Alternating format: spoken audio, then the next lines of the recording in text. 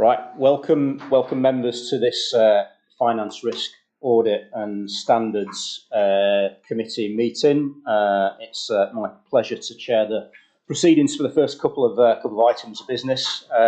This meeting's been live streamed and recorded so that members of the public can enjoy the deliberations that we'll have through the course of today. I think we're all familiar with the emergency evacuation procedure. I'm not aware that there's a fire alarm test due today, so if there is a fire, then you'd need to follow David Jeffels out of the fire exit and turn right, and make your way in an orderly fashion to the garden out the front. So the first substantive item of business is to elect a chair to take office until the next annual general meeting of the authority. So I would invite nominations for chair of the FRAS committee. David.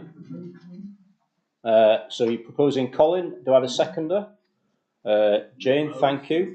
Are there any other nominations? I don't see any. Can I just have a show of hands to confirm Colin's? I do declare that Colin Williamson is duly elected chair of the committee. At that stage, I'm going to turn the microphone off and move to the end of the room. Thank you, Tom. Thank you, members, for keeping me in the post. And yes, I'll try and do my best for another year if I can. We shall now move on to the election of deputy chair. Have we any nominations, please? Okay. Heather has been nominated. Second that. Thank you for the confidence. I hope that is there any more nominations? Don't jump the gun, Heather. I don't see any further nominations. Just have a show of hands. Can we have a show of hands for Heather? Duly elected. Thank you. You're now duly elected vice chair, Heather. Thank you. Thank you. If we can move on, apologies for absence.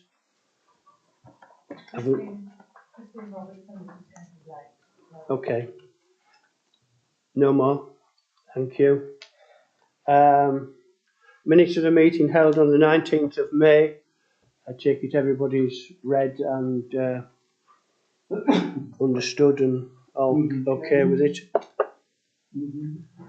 A seconder for that, please. Yeah. Thank you.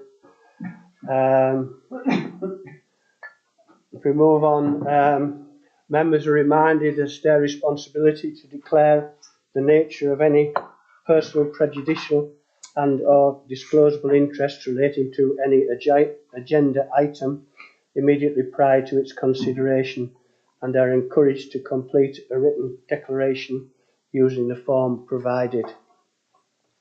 If I can, I'll say now, as well as at item 17, when we go into private session, I'll be asking the exclusion of public from going into item 18. That's later on.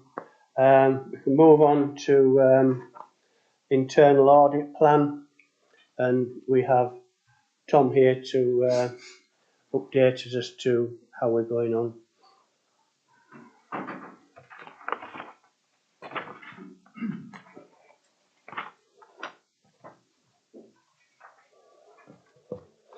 Thank you, Chair. Good morning, everyone. So I'm here to present the internal audit work programme for 2025-26 for the committee's approval, as well as an updated internal audit charter for approval and the results of our annual quality assurance and improvement programme and customer satisfaction survey for you to note. Thank you. So it's required under our professional standards. We have to prepare an annual plan for approval by yourselves each year, so that we can provide an opinion on your governance, risk management and control arrangements. I've consulted with Pete Williams, carried out risk assessment and considered audits from our previous years in preparing the plan for this year. The plan itself can be found in Table 1 in our report, which is page 4 to me. I believe it is page 11 to yourselves in the pack. So that sets out 5 audits covering main financial systems, business continuity, contract management, and PCI DSS, as well as an allotment of time for attending committee meetings, preparing reports, and so on. I think this provides us with good coverage of a range of key risk areas, although of course we always build flexibility into our plans, so if any new risks do emerge during the year, we can make changes if we need to, and obviously we'll bring those back to the committee for your attention.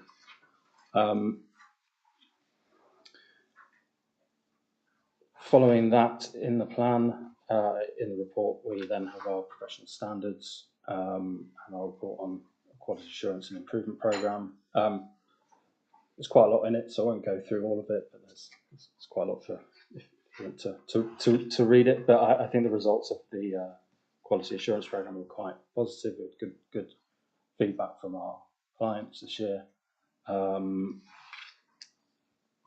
and our own internal assessment provided us with good results, although we did identify some areas for improvement in respect of our new audit management system, it's K10. On the audit charter, that starts on, I believe, page 23 of the pack. This is an updated version of our charter that sets out how we work with the National Park, with officers and with members. As we've had new professional standards come into force from 1st of April this year, we're required to update the charter to reflect those standards. There haven't been any major changes. Actually, we thought the old charter was largely in line with the standards as they were. So largely the changes were in relation to references to the standards and updating presentation and so on. So we don't think it will significantly affect the delivery of our audit work this year. So happy to take any questions on any of those elements. Appreciate there's quite a lot there.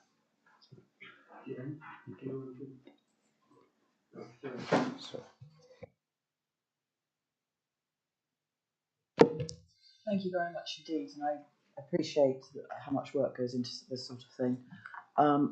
I also appreciate that there seems to have been a good increase in 24 to 25 from a good knowledge to excellent, which again I think is something that we should note and be proud of the team for achieving, and that's something that I'd just like to comment on and say that's very good news.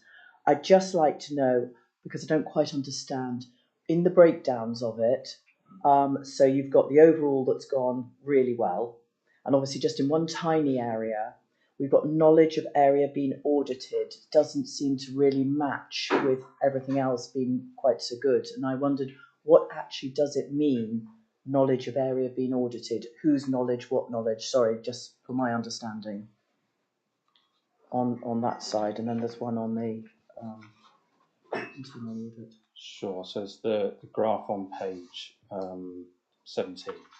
So the graph on page 11 shows the overall increase in how well, the excellent has gone from 44 to 56%, which is a really, good leap.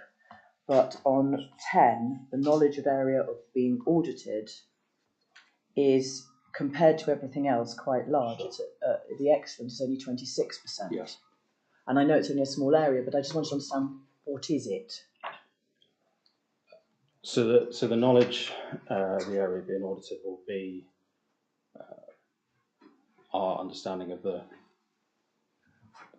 particular subject matter of the audit. So depending on the client, depending on the audit, there could be a huge range of things. So it could be to do with specific financial systems. It could be, for our larger council clients where we do social care, it could be about our knowledge of social care, health and safety. It could be a huge range of different subject matter. So we do have to cover a very large spread of different topics through our work. So that's kind of what it's about, I guess.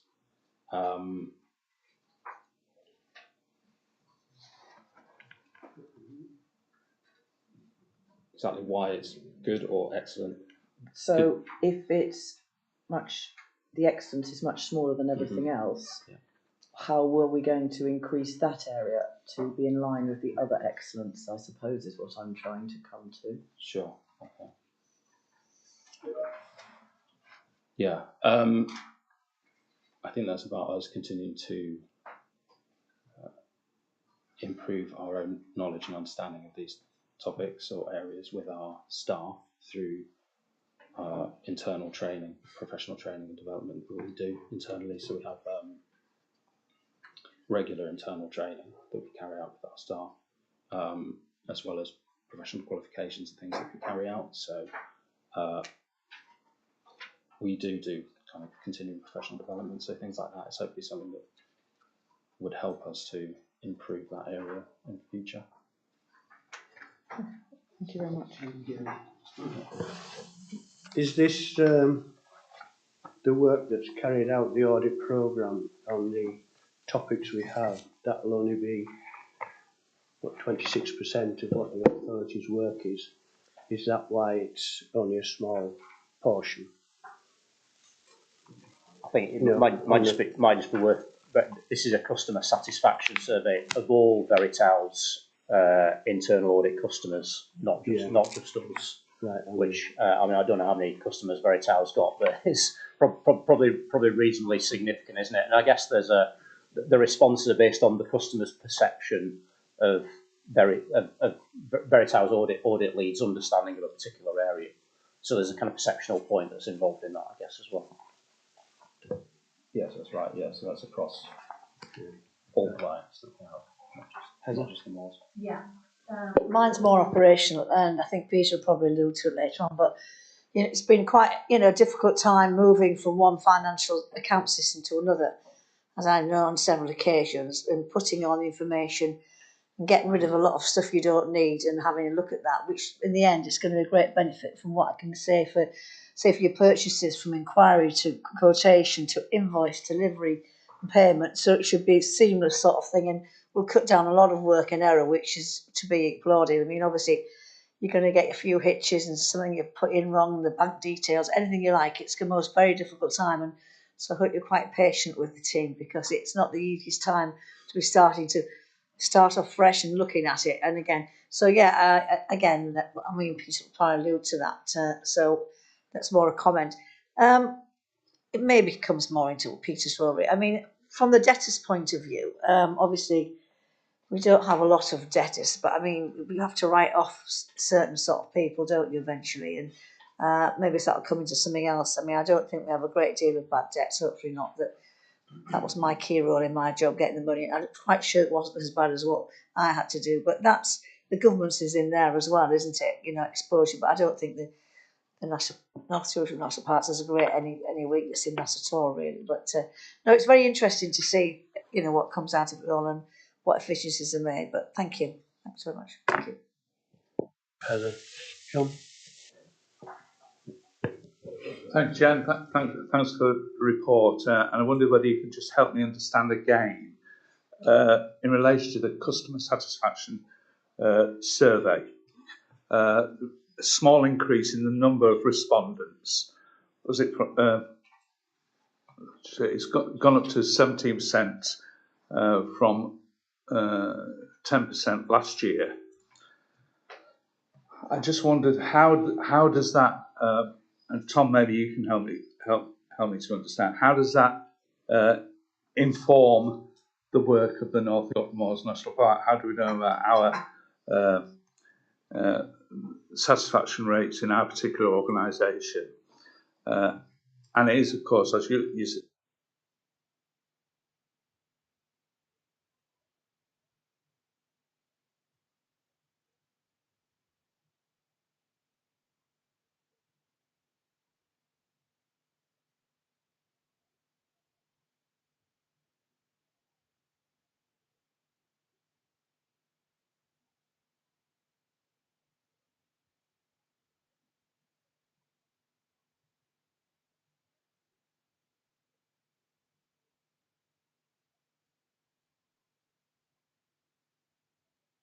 No, they don't. And I can't answer the question about how we responded as a customer to the satisfaction survey. I'm sure Pete will have a perspective.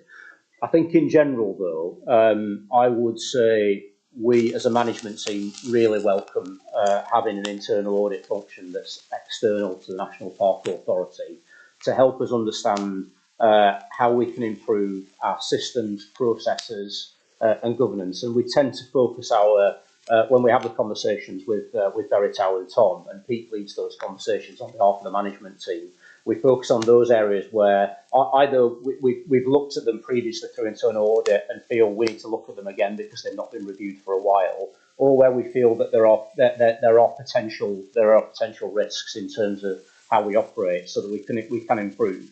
To give a really good example, I mean, in terms of the focus for next year, Heather mentioned the finance system. Although it is new and we're getting our heads around it, we do think it's right to look at that quite early on and see whether there are aspects of that we can improve in our systems and processes, but particularly around business continuity and disaster recovery. Since we've been having the conversations about cyber security over a couple of years, it's certainly come to our attention that we need to understand whether we've got the right contingency plans in place to deal with a disaster that prevents us from operating under a business as usual scenario. So having a kind of an external pair of eyes come in and work with us and give us recommendations about how we can improve, that's a really positive thing, and I really welcome it.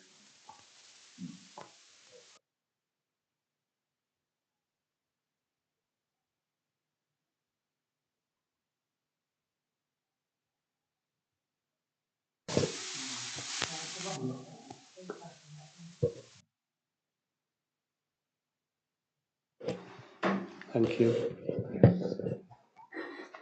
Is that better? Yes. Okay.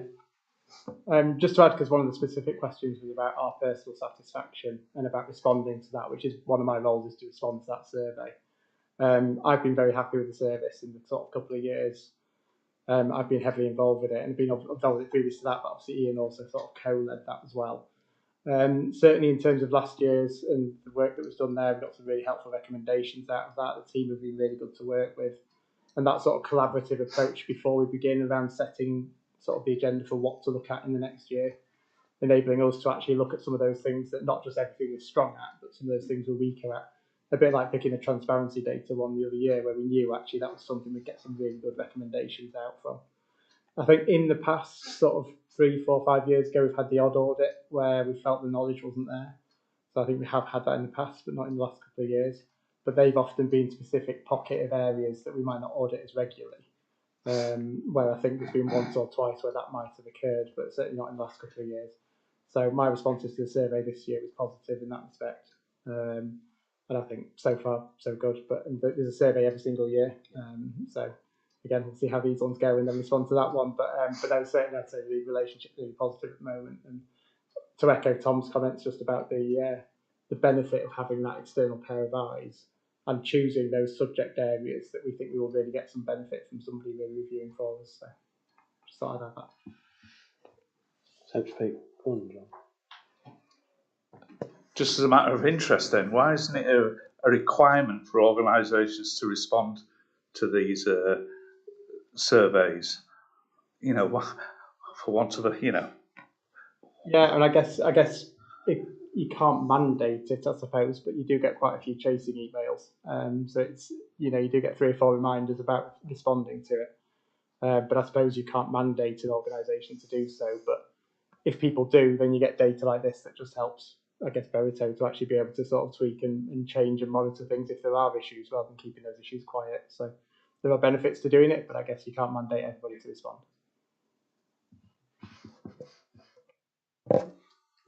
Thank you. Malcolm, go on. Yeah, just briefly, just to endorse, I mean, clearly it's important that the working relationship is a good one, and clearly it is. And I think it's equally important that we've jointly identified the areas that we need to look at, and then you'll report back and we'll see how it goes. Can I just comment on the actual full reports, that they are rather long, and it would be quite nice if there's some sort of summary at the beginning that just highlights the main points again for us, because I mean, travelling through all that charter stuff, there's not a lot in there, I have to say. that is understandable to me, sort of thing. So some sort of summary at the beginning, which just highlights the main points, in future maybe would be very much appreciated. Thanks. It's a fair point. No, we can do that. No, I think with this one, the results of the survey and the QA work, it is quite long. It's just not really a lot we can do about that. And same with the charter, but these obviously will only appear in this particular report. They won't be in the next one. I appreciate it have to be long, so fair enough. But I'll give you a summary. I'll give you a summary next time. Okay. Right, thank you. Do we know what other items we're putting forward, like this would be this year's agenda for if the finance system's going forward, or do we work on that over the year and to put forward some items for next year? We had that discussion actually as part of the agenda for this year. So the debtors and creditors will look at the sales ledger, and the creditors will incorporate the new system from that functionality point of view. We felt come November it's a bit too early to do things like the reporting side and getting all the benefits out of that, because that will continue to develop, and the project side. So I imagine those two we may well pick up next year when we've got enough development in there for that to really be able to be scoped. And I think there's a couple of other areas like procurement and things like that, which I think will benefit next year as well. So we've kind of already got a little bit of an idea of next year already ahead. Things may change over the next 12 months, but I think those three certainly will be areas that we'll look to audit. Okay. Well, it's good to know which way we're going forward. And, any more questions? Thank you very much, Tom. The recommendation that members approve the internal audit plan for 25-26, note the changes to and approve the update audit charter, and note the contents of the internal audit report, including the outcomes of the QA work. All in favour of those recommendations? Thank you.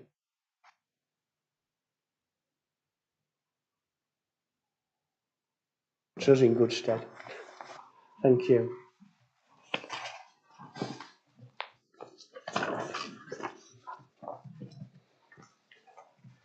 If we can move on to item 9, which is the external audit strategy.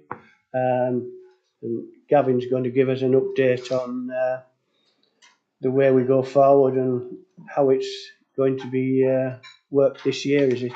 So thank you very much. I'll leave it in your hands. Thank you, Chair, and good morning, everybody. This does feel like the hot seat, it has to be said.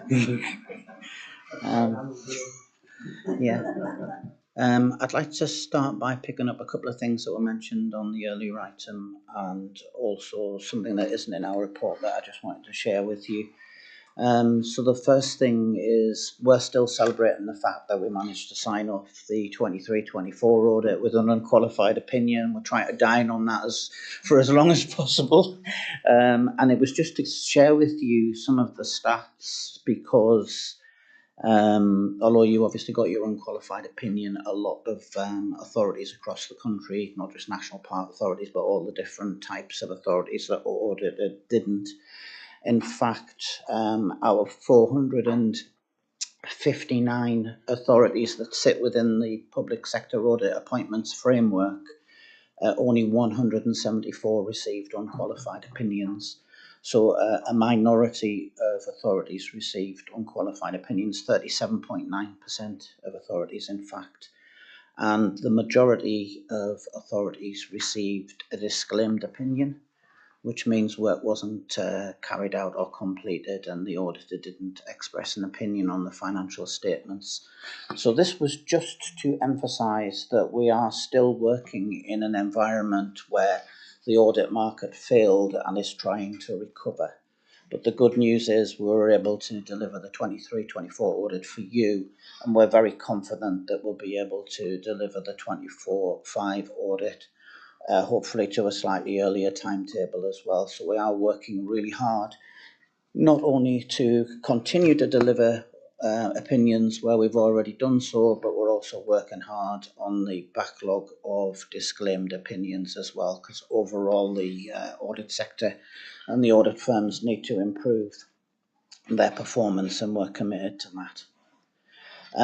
The only thing that could get in the way of delivering your audit on time is probably the implementation of the new financial system, but thankfully that doesn't happen in the financial year that we're auditing 24-25. That happens in the following financial year. So we're expecting this year's audit to be relatively straightforward. Next year's audit, more complicated, but let's not worry about that now, because the implementation of a new financial system does have sort of impacts for the audit approach, but we won't worry about that now. So we're expecting it to be a relatively straightforward audit. And just to sort of comfort Pete and his team, it was quite intense last year because it was the first year of our audit of your accounts. So we needed to get to understand you, understand your systems and arrangements, and that inevitably takes a long time. And there were probably a few silly questions that were asked along the way as part of our sort of getting to know you. So we expect to be up and running and sort of more, it's going to be more efficient and hopefully more sort of effective this year, the audit, given that we now know you. So I just wanted to start with that context, really. So I'll draw out some key things that within our report, which I apologise is also quite a long report.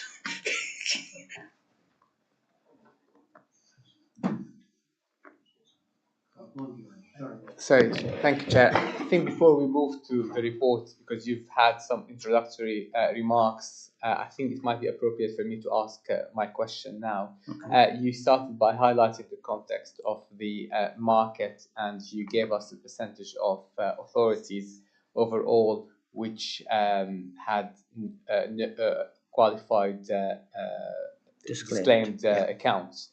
As a percentage of the national parks, do you have those figures? I don't actually have those figures for the national parks. I imagine they're available. I don't know if Pete has them. No, I don't actually. I think the majority did get them. Yeah, certainly not all.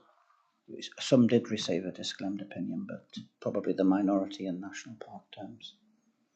Okay, so it's clearly the situation is different between the local authorities and councils and national parks, where in the national parks the majority received were able to complete their accounts, while that's not the case for the.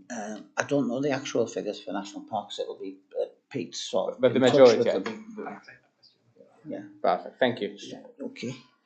So in terms of our audit then, so page 5 summarises our responsibilities. What I like to emphasise about this page on the engagement and responsibility summary is that the primary responsible for everything to do with the National Park Authority's affairs rests with management and those charged with governance, so the authority in this case. And our work is to carry out our audit. Our key responsibilities are to give an audit opinion on the financial statements. And the other key area of our work is to report on value for money arrangements, and we do that in a commentary in our auditor's annual report. This page summarises our work in relation to fraud. We're particularly concerned about material fraud. Management and internal audit will be concerned about all fraud. And in terms of internal control, we look at your internal control arrangements as part of our audit work, but it's not our responsibility to give an opinion or a view on your internal control framework, although it does influence us in our work.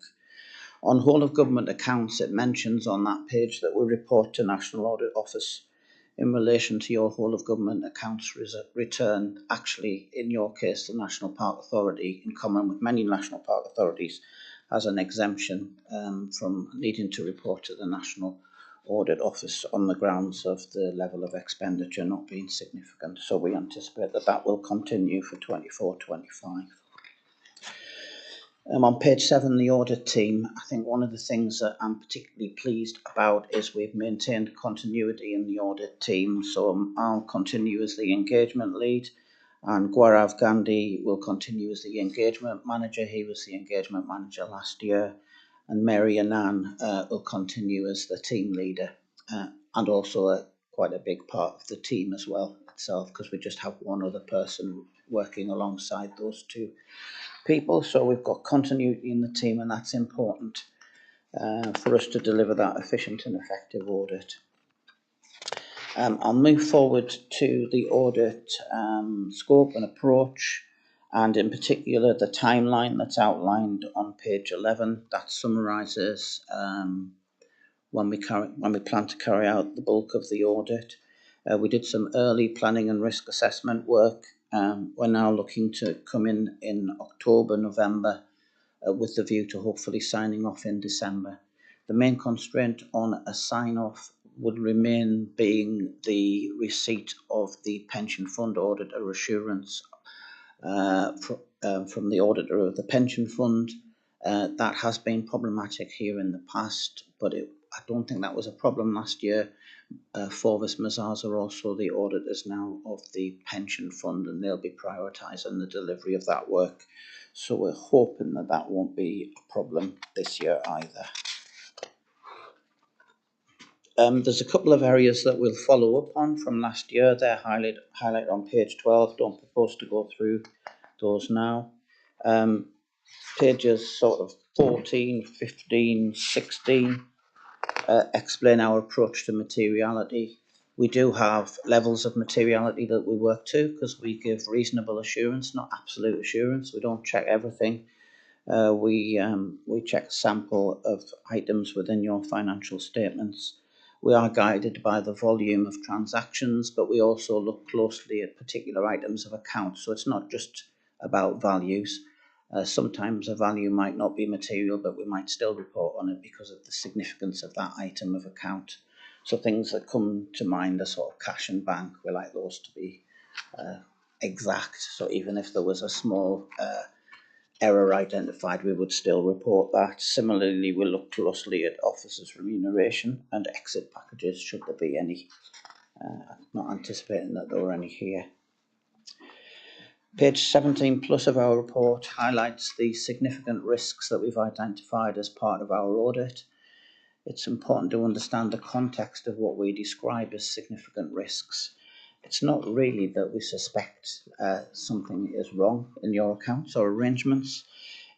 We are required to be professionally sceptical. We're required to carry out a risk-based approach and focus on what are deemed to be the most significant elements of the financial statements. So the significant risks that we've identified, which are sort of pretty standard risks in most places that we audit, are the management override of controls. That's the risk that however good the internal control environment is, management is in a unique position where it could override those controls if it chose to. We don't expect that to happen, but we carry out testing to ensure that it hasn't happened. The next two areas of significant risk are significant because of the judgments involved, the use of experts, including external experts, and the values that are reflected in the financial statements. So those areas are the net defined benefit, liability or asset valuation, and the valuation of property, plant and equipment. So because of the significance of those items and the use of experts and assumptions, and small variations in assumptions can have a significant impact on your disclosures, we do a lot of work which is described in our audit approach in the report to look at those areas. The other area that we've identified this year, we haven't identified it as a significant risk, but we've identified it as a key area of management judgment, and that is accounting for leases under the new International Financial Reporting Standards 16. So that's a new requirement this year. So for that reason, we've identified it as a enhanced risk, which means we'll just look closely at it because it's a new accounting requirement. Again, we don't really anticipate any problems with that. The next part of our report is in relation to value for money arrangements. So this is our planned work on reporting on financial sustainability, governance and improving economy efficiency and effectiveness. And I'm sure the focus of our work this year will once again be on financial sustainability, particularly in recognition of the challenges not just all of the public sector, not just you as a national park authority, but also all national park authorities face is the challenge in financial settlement that you have received, and sort of the wriggle room to deal with that is no doubt very difficult indeed. So we'll be looking at that. At the moment, though, based on our risk assessment, we don't think we haven't identified any risks of significant weaknesses in arrangements that we would need to report to you, because that's the way we report on value for money, is we provide a commentary on your arrangement, and any reporting is on an exceptions basis, and that's if we identify a significant weakness in arrangements. At the moment, I'm not minded that we're in that situation at all. You face a very challenging situation, but you are dealing with it as effectively as you can with the tools at your disposal. So I don't see that as being a significant weakness in your arrangements at all, but we'll provide a commentary in our report. We can also report other recommendations that aren't significant weaknesses if we identify something which we think is important, but not a significant weakness. So that's value for money arrangements, and there is a change in our reporting on value for money arrangements this year. Auditors are required to report on value for money arrangements before the end of November, even if the rest of the audit hasn't finished.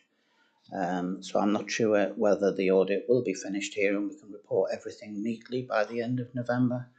It might be that we have to issue an interim auditor's annual report, and the idea is that we share our commentary on your value for money arrangements by the end of November, and that should happen everywhere in the country. And we would have to update that at the point we actually sign off on the opinion on the accounts. So that's value for money. Audit fees are summarised on page 27. They are what they are. I'll move quickly on, but somebody will have a question about them. The next section is on our independence. Our independence is really important to us. It's important that we can report without fear or favour. We monitor independence on an ongoing basis. We have lots of arrangements in place. We do make decisions based on that. There's no conflicts here, there's no sort of instances here, but we do occasionally change the composition of the audit team if there are relationships. So, for instance, I audit sort of Durham Police, and we were going to use somebody on the audit, and their brother was a traffic officer in the police force. So we decided, even though that relationship was remote, we not only have to be independent, we have to be seen to be independent, so they weren't allocated to that audit. So it is something that we take very seriously. And the rest of our report highlights some key communication points I don't propose to go through, and some updates on accounting issues, including IFRS 16, which were for information. And that concludes the comments I wanted to make on our audit strategy memorandum. But I'm very happy to take questions, and I'll answer them as best I can. Thank you, Chair. Thank you, Gavin. At least you know where we're going forward. Any questions? Heather? Thanks for that. Right, okay. Just looking back, I mean, I was quite astounded that we haven't actually, some of our assets or properties haven't been revalued since 2019, which is what you're planning to do in 24-25. Obviously, it's a very moving programme at the moment because things are happening and we're doing things at Brickell Drive. So you're going to have a bit challenging. Who knows in a year's time where we are, whether we're going to be looking at moving out here, but that's a decision for later. So you're going to have some challenges in there. But I'm just a bit amused about this, about with plant and machinery, because I mean, I'm aware you're writing them down year on year, don't you? Plant and machinery, the first year is 20, blah, blah, blah. I mean, obviously, we revalue, I mean, we'll be disposing possibly of some machinery. Are you suggesting that, there's a lot in there that we haven't been disclosing? I mean, is it a big disparity in it? I mean, where do you think we are with it then? I'm taking this to be the issue that's raised for follow-up on page 12, which is on land and buildings revaluation. Yeah, that's it, yeah. The term property, plant and equipment does cover things like plant and equipment. Well, it does, but in your case, I think it's entirely land and buildings. So we do have vehicles. Oh, yeah, vehicles. So, yeah. So the issue was with the land and buildings valuations, where you use an external valuer. It was specific to that. As far as we're aware, management's addressed that in the 24/5 accounts, but clearly that's would be an area we'll be following up on. But we don't anticipate any problems with that this year. Okay. It was just something, I suppose, as a first year audit that we had a fresh look, and there was some confusion over years and timelines. 2019 is a long time ago, isn't it? 6 years. Okay, thank you. Yeah. And sorry, Pete. Go on. If you feel we have to value our assets in full every 5 years. On this occasion last year, we hadn't valued it on the 5th year. That's right. So we did some work to actually be able to audit it last year, but we've done full valuation for this year, 24/25. So all of our land and buildings have been fully valued. So that should resolve that problem. But I think because last year we had to kind of bridge the gap between having full valuation and get that assurance, the full valuation this year should provide that. Okay, so thanks. That should just resolve that kind of historical issues last year, the bit of work we did to kind of get around that issue. Okay. So yeah, it should be fully resolved. Yeah. Thank you. Yeah. Have we any more comments, questions? You mentioned the pension fund. Now, I understood that your company did the pension fund as well as is that a different sector and you have to wait for them to get the pension audit done? Yeah. I think previously North Yorkshire Council and the pension fund were audited by a different firm. We are now the auditor of both, which meant that the delays that had been experienced in the year before we arrived weren't experienced last year. We prioritise our pension fund audits because of the dependence that other audits have on them. So that is being prioritised. So we're not anticipating it being a problem this year. But it still takes time to do because there's a lot of work required on the pension fund for obvious reasons, given the value and level of investments that they have, that are all subject to quite detailed audit work these days.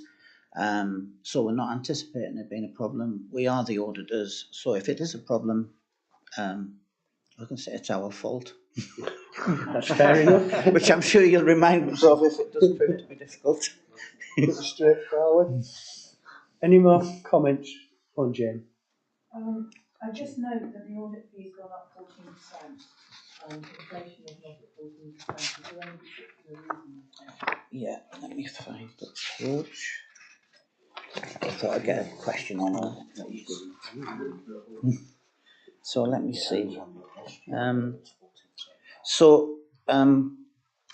Last year's fee, the 23-24 fee, although the scale fee was 41,766 as per the PSA website, that hadn't included, because when the scale fees are set, it's well in advance of the audit year, and it doesn't always include everything that's required to be included. So the 3-4 fee should have included this additional element of 4,710.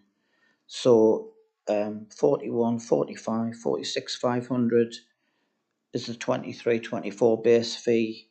The 24-25 proposed fee is 48,000. So it isn't really. So you're not anticipating that we'll get this additional fees then? Well, there was an additional fee last year that was in relation to the sort of various running around on the land and buildings issue, because we did have to do a fair bit of work to get the assurance that we needed. We're not anticipating that to be an addition this year. The things that could be an addition this year are IFRS 16 because it's new. So we've put to be confirmed in there, but we might not charge any extra depending on how it goes, because I'm not expecting it to be that significant in your accounts. So we'll have to look at that. That's the only area I'm aware of where there could be an additional fee this year, but you never say never because other things sort of come along. But with smooth running, the fee will be 48,056. We don't set the fees. They were based on a procurement exercise carried out by Public Sector Audit Appointments Limited, and they're set by them. And if there are any fee variations, like the was last year, we have to submit the sort of case for that to them, and they sort of consider whether the fees we've set are reasonable or not before they approve them, which they did in that case. So I hope that sort of answers questions on fees. Thank you. Go on, Malcolm. It does mainly. No, it's just to make the general point. I mean, you said yourselves how tight our finances are and the problems that we've got, and all that. And it's not aimed at you, but at all over the last few years, these audit fees have gone up. It's fairly significant. I've not got the numbers, and I don't know how we get the message back to whoever it is that ends up setting these things, because it just seems to me that we've not a lot of control at all. And now I know that it's a joint thing with all authorities and all that sort of thing, but I'd just like somehow or other to get the message across that we're in a squeeze and audit fees in general are going up. Yes. It's a fairly hefty rate, yes, while our finances are going down. Yep. And whoever it is that you were just referring to that looks at these things, could you just get that message back to them? Because there seems to be, again, excellent reporting and all that sort of thing, but there's clearly a lot of time goes into doing all of that. And I'm just wondering if we've got I think overall between us, working together, we've got that balance right. I think the fees have probably at least doubled, possibly more than doubled over 2 or 3 years ago, and that was based on the revised contract round which PSAA went through. So these are now contractually sort of based arrangements, so there is no way they're going to change over the next 5 years at least, and there's probably possibilities of extending those contracts for 1 or 2 years if that's the sort of decision that's taken. So I think we're stuck with them. I think PSAA already know the sensitivity of fees, sort of based on the sort of conversations that I've had with them. They know it's an issue, but it's all contractually tied in at the moment. They set the scale fee. The scale fee will rise in accordance with whatever the contractual arrangements were. So I think there might be sort of inflation clauses at some point. But the other thing that can sort of push them upwards is a new requirement to do something that auditors haven't done previously. It's just those two things that can sort of lead to a variation in the fee. So I think we're a bit stuck with it. Yeah, thanks for explaining. Yeah, I mean, there's a risk of trying to shoot the messenger a little bit here. It's definitely appropriate for members to challenge, because we're looking here at a cost of audit that's equivalent to a full-time member of staff. I mean, that's really, really significant. They have gone up massively. The challenge here, I think, is, I mean, people may have a view that it's about proportionality and the size of organisation that we are.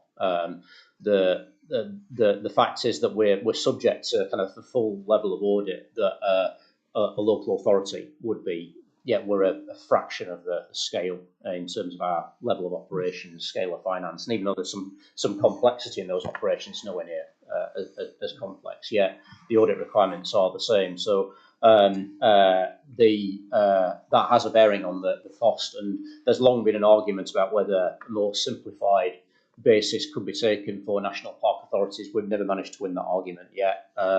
We'll continue to prosecute that argument with the powers that be.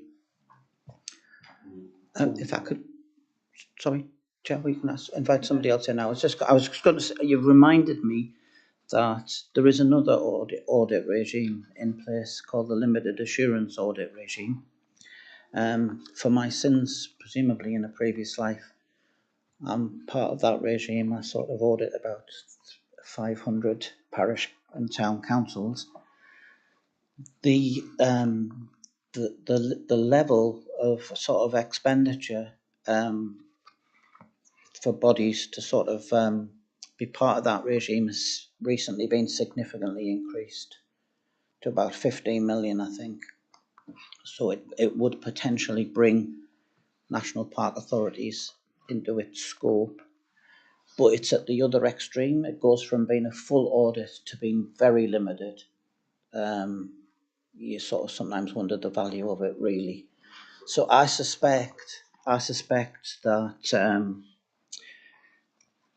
the authority and DEFRA, for instance, as a major stakeholder, would still want a full audit done. But just making you aware that there has been that change. But there's nothing in the middle. That's the problem. Thank you. Any more comments, questions? Yeah, I was just going to ask what Tom's just enlightened us with, and I don't think we'd get under the 15 million one anyway. Not that I think a full audit is more beneficial to us than not. But no more questions. I would the recommendations to members is that members note the content of the report and the appendix. Are all in favour of that? Thank you. Well, Gavin, thank you very much. We look forward to seeing you in November with the full audit then, shall we? November / December / January. Thank you, Chair. Hedgy bets. Thank you very much. We'll move on to item 10, the Q1 financial update. Pete's going to give us the update. Thanks, Chair. As per usual at Q1, it's a fairly light touch update report on the basis that it's so early in the year. We've only got sort of 3 months worth of data there, so it tends to be a light touch forecast of just those things that we know. The good news at this point of the year is there's been a couple of elements. The additional DEFRA funding. So when we brought the budget back in June, there was a note in there just to refer to the fact that actually the revenue grant was a little higher than we expected it to be. And in addition, they were funding the National Park Kingdom fees as well. So that has certainly helped us a little bit on the bottom line, as has increased income from the Levisham estate as well. So those two things have been forecasted because they're known at this early point of the year. And it has put us into what was originally in the budget in March, a small drawdown from reserves into a surplus position at the moment. So that's really good news.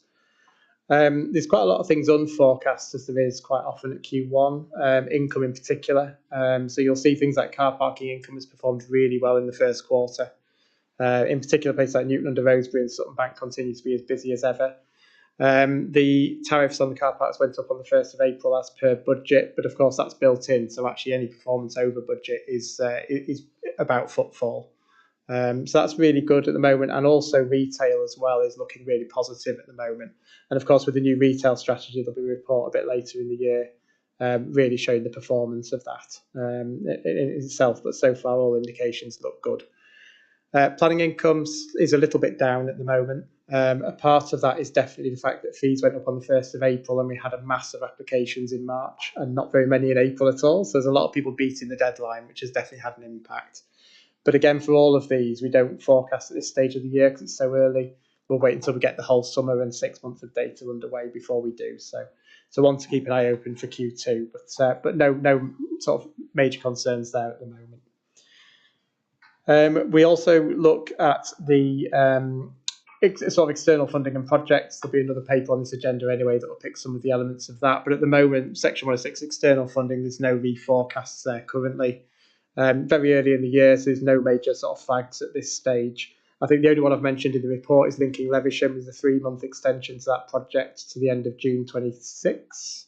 So there will be some reprofiling to do on that for Q2 into sort of that first 3 months of next year. So there'll be a little bit of a reduction of spend when we do the Q2 forecast on that area. But at the moment, no other flags in that particular position. Savings all look okay at this point in time. Many of those have been delivered already, such as, for example, tariffs or planning fees going up on the 1st of April. There's one or two there that will need a little bit more review at Q2, including the procurement savings and things like that. So again, bring an update on those, but the majority of those look okay. There's just one or two in there that I think at Q2, a little bit more digging in the report around the sort of a couple of the external funding sort of increases in the procurement ones. So we'll bring that back in Q2. In terms of the only other recommendation in the report, so there is one additional recommendation in the report, which is for when we brought in June, we brought that proposal for the DEFRA, where we brought about 1.9 million of proposals. We did say in the quarterly report we'd bring an update on what all those individual items are. Actually, there's only 6 days worth of data post approving that, so there's nothing really to say here because we only actually approved that sort of, I think it's about the 20th of June. So at Q2 we'll have that individual breakdown of all the projects we're delivering within that. But there is an additional one in here, which is 30,000 for development at Sutton Bank of the office space. So I don't know if you've ever been into the office space at Sutton Bank, but it's very, very cosy, to say the least. There's 3 desks in there, and it's very cramped, and the conditions really aren't very good at all. In the back, there is currently a storage container which is going to be removed, and the idea is to replace that with a porter cabin to give the staff up there a lot more space. And actually, quite often, staff do want to go up there and work up there from time to time as well. There's no space for them to do that, so quite often the nature hub is being used, which isn't really the best use for that particular building. So there's a proposal in there for 30,000 just to be able to put that porter cabin in and give really much better provision of space up there for staff who do work from that site. And Joel is here if there's any additional questions on that particular area. The only other thing I thought I'd mention, and Simon will cover it as well as in his IT report on this agenda, is just the finance system. So we went live on the 1st of August 2025, and that's gone really well. We did a lot of testing through June and July. The finance team are somewhat bedraggled, and Simon Baum, who's led the project as well, has done an absolutely outstanding job. We really tested the system. It's proving to be really good at the moment. We have all of the basic functionality of paying people and all of those kind of things all working really, really well. So none of our customers or anybody else will have noticed any difference in there. There's a number of areas we still need to develop, like I've mentioned already about projects and reporting and things like that, which continue to develop post go live. And those bits of some of the real benefits will come from that as well. So that's sort of over the next 3-4 months, we'll see that sort of continue to develop. But so far, it's proved really good so far. There's bits we still need to test, like VAT return when that comes up for the first time. But yeah, so far so good, and I'll continue to update on that through the year. And that's it from me, Joe.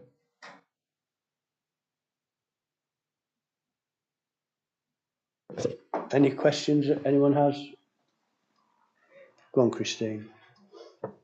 Thanks very much, Pete. I note the increase in the car parking fees and also the increase in the retail, which is great, brilliant news. Obviously, we were concerned about that, so to have that turned is really positive. I guess I'm just trying to understand how positive it is. You mentioned that the increase in car parking fees have been accounted for when you set kind of the forecast. But out of curiosity, what percentage did those car parking fees increase by? There's a question after that. Back to the budget. It was, I think, is it about 10%? I'd have to come back to you with the exact percentage. I think it was a little bit more than the inflation between the last increase and this one, because we rounded it up and actually we matched up to the Dales as well. Okay. So it's a little bit more than the inflation between the two. But in terms of that is built into the budget in terms of last year's footfall plus those fees. So actually the overperformance is about having more footfall in Q1. But the only note I would say of caution is it's up. We're getting really good performance out of a couple of car parks, but it's still early in the year. We don't know what impact at the moment weather can take and things of that sort, so we always have a bit of caution. But you'll remember last year at this point of the year, actually, it was quite a lot down. So it is really quite a big transformation in the sites. And last year we didn't have an Easter and we had poor weather through May. Certainly in terms of car park, I think we've benefited from what has been a very, very dry season, but obviously there are other impacts of that, as we know, that that can also have an impact as well. So, and retail, we'll bring a full detailed report on that. The new strategy launched on the 1st of April. The indications have been really good so far, certainly in terms of making it a more profitable service in terms of delivery, better margins, and improved kind of stock and what we're stocking, and getting rid of old stock that we couldn't sell. So we're seeing benefits from all of that, but I think we need at least 6 months of data to bring something more comprehensive for that. To give a real kind of P&L around the retail, about not just the margins on products, but what the real drivers are, and whether we're actually converting more people coming from the park into the retail, those kind of aspects of it. Wow. So I think a separate report for that is merited, I think, to really give that deep dive. No, that would be really welcome, because I guess I was trying to look at the car parking increases, and was it the retail, how much of that was just simply about having had more people there, but they were actually spending about the same or even possibly less, but that was just been, you know, it's hard to tell from what was in the report. So yeah, it merits a report in its own right. Yeah, welcome that in future. Thank you. Jane, go on. Thank you. I'm presuming, particularly from what Christine was saying, you know, what was the comparison to last year? And am I right in the sort of conversations we've had about this fantastic new system that we will get a comparison to where we were last year when we get these reporting up and running a bit, which will then help the questions that we've got now, because we'll have the comparison there.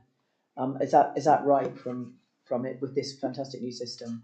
Yeah, the new system, once we've got the reporting up and running, is really powerful. It's so much easier to export data in all its formats. We've put in all of the balances by code for last year into the new system. So the new system has all of last year's data in it. So for example, so retail would have first quarter 24, 20, you know, and then first quarter here, as well as what our budget is, because it's important to see the variances. And will catering be in that as well?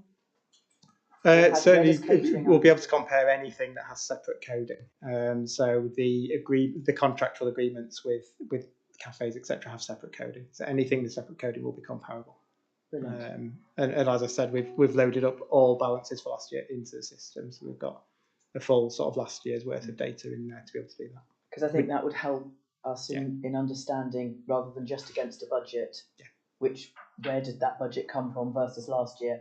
I know we will have had it in the background, but when you're actually looking at them now, it's useful to have that there at that point to sort of see where we are in various targets and things. I'll look to bring that for Q2. Fantastic, thank you. Thank you. Jim, go on. Two little points. I was just looking at the section 106 update at section 8 and signage. I know we haven't 449. Where are we with that? Tom might know better than I do exactly where we are operationally. At the last count, we were making progress. I haven't seen signs in the ground yet, but I'm reliably led to believe that they'll start going in this month. Okay, fair enough. It's been a long time. Yeah, it has, but I think if Mike Horton were here, who's kind of stood over the kind of engagement with North Yorkshire Council, Highways and WSP, the principal contractor, I think he'd indicate that whilst it's been long overdue, that we've now started to see some material progress in the delivery of that project, and therefore some expenditure from that line as well. Okay. So if I can just keep going, I'm not for now. And a core policy D, we always have this, don't we? There's a lot to go halfway through the year, but I dare say we'll get there. Just to be aware of it. And actually, what I wanted to come back to on the section 106, peat restoration. We seem to have spent 6 and 182 to go. And I was thinking more about peat preservation and peat restoration, and thinking of the terrible fire that's still burning on Hylingdales.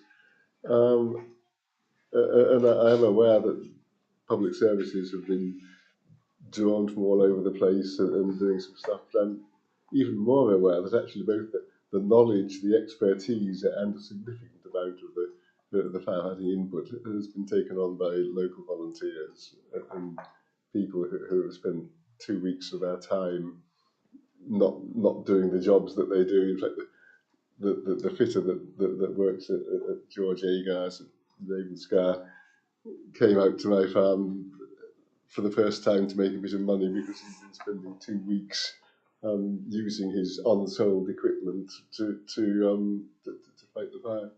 And so we do have, if we do give out grants, or if there's some way of, I don't say compensating for everything, but for making some way of financially acknowledging some of the greatest volunteering efforts that have been made out of a budget where we might be doing grants for peat restoration.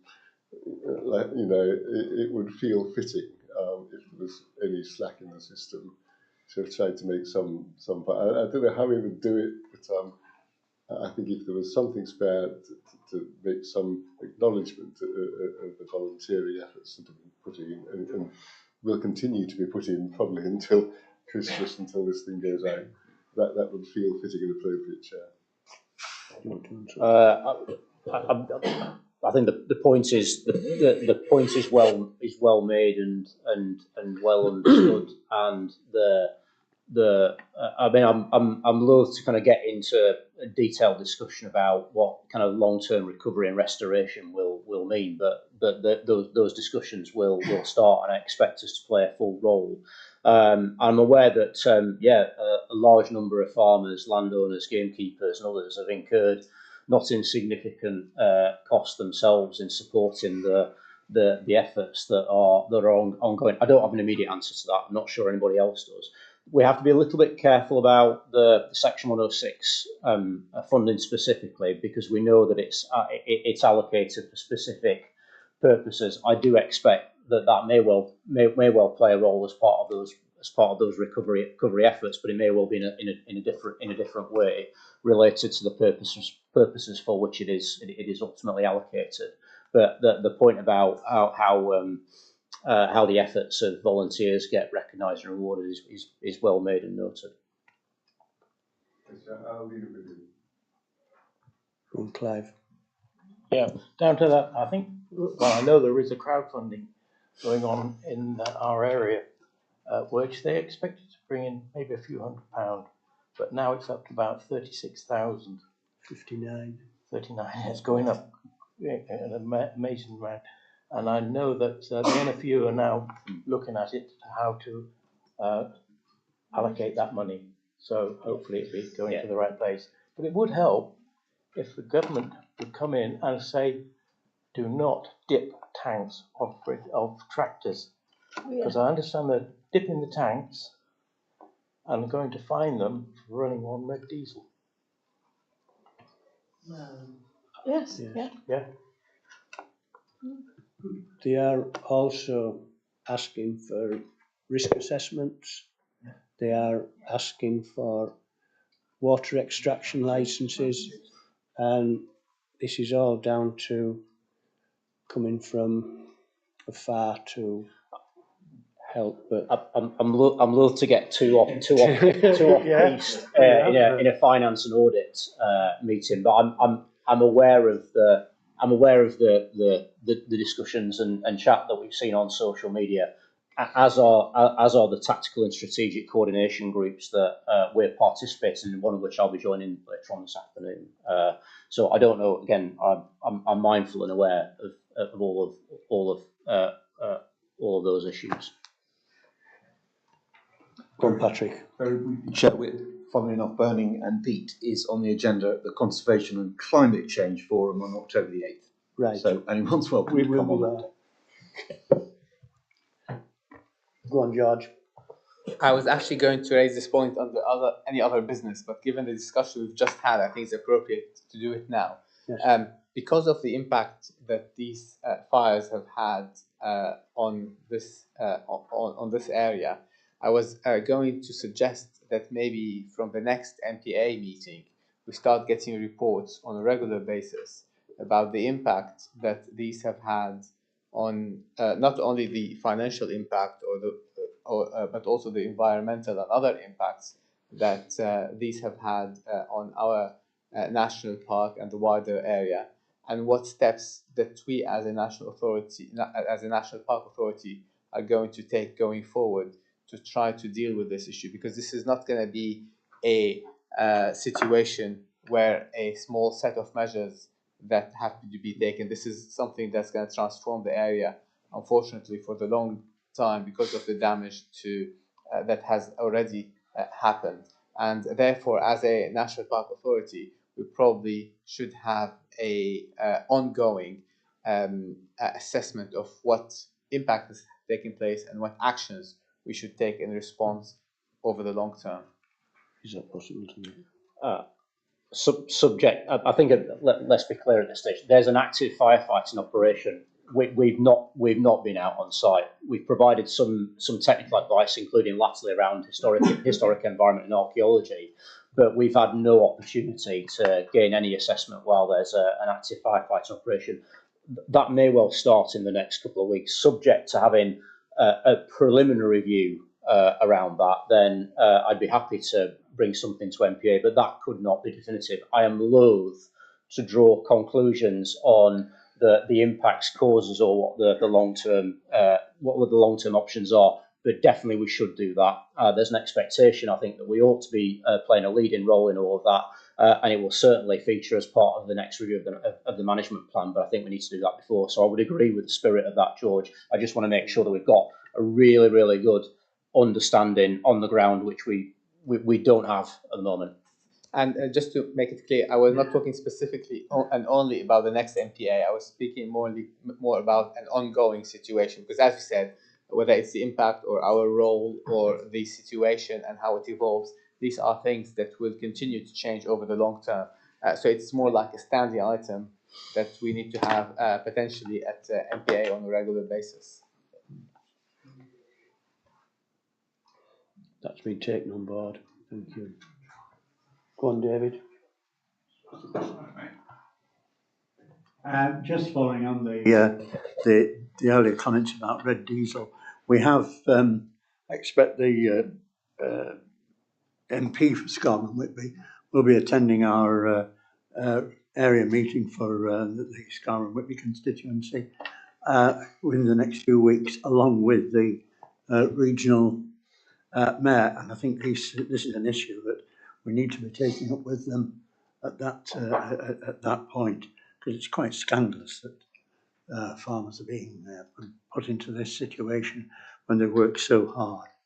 But I think if we can get a strong voice going forward at parliamentary level, so far as the North York Moors is concerned, then it's probably going to help other areas that have been hit by fires, such as Marston Moor or in the Pennines. So I'm quite sure we've got Clive here and John as well, who will be putting their views, their voices forward, along with my own at the Scarborough Whitby meeting. Thank you, Chairman. Thank you, David. It needs a strong voice put in towards the good lady. I don't think she got too close to the fire, to be fair, but so be it. Any more comments?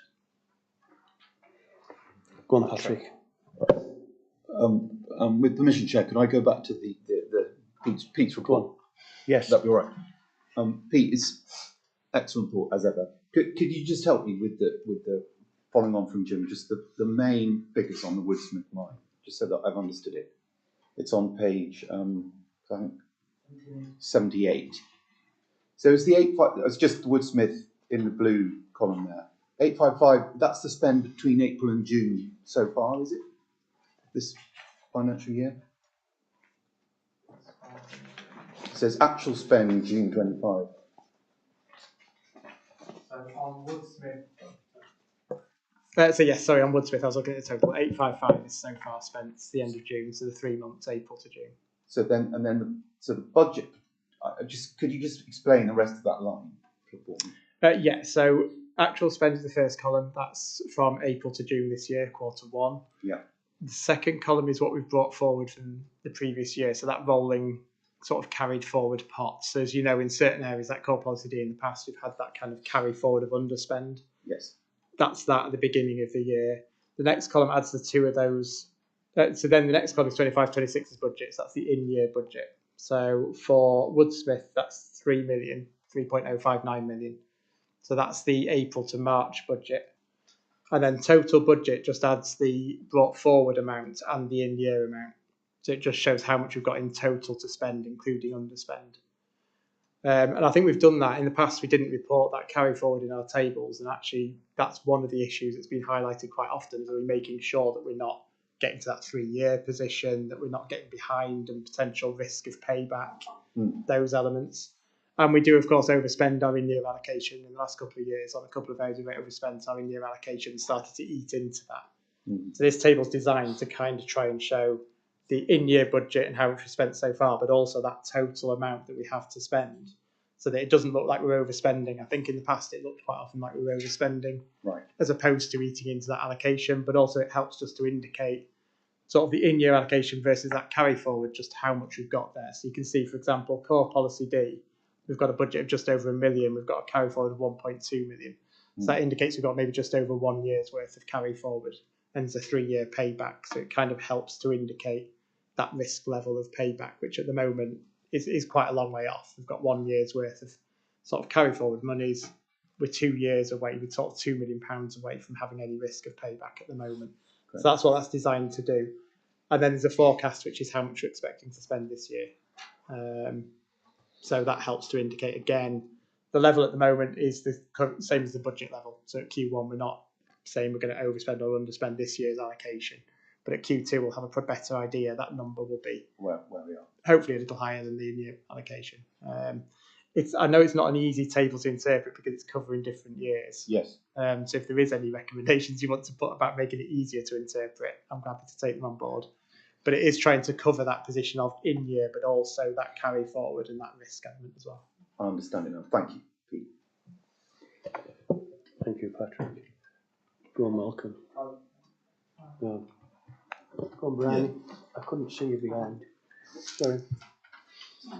I'll just come in with a point on the section. I'll just come in with a point on the section 106 as well. We will be scrutinising that at Conservation and Climate Change Forum in October, so we can dig deep into the figures then.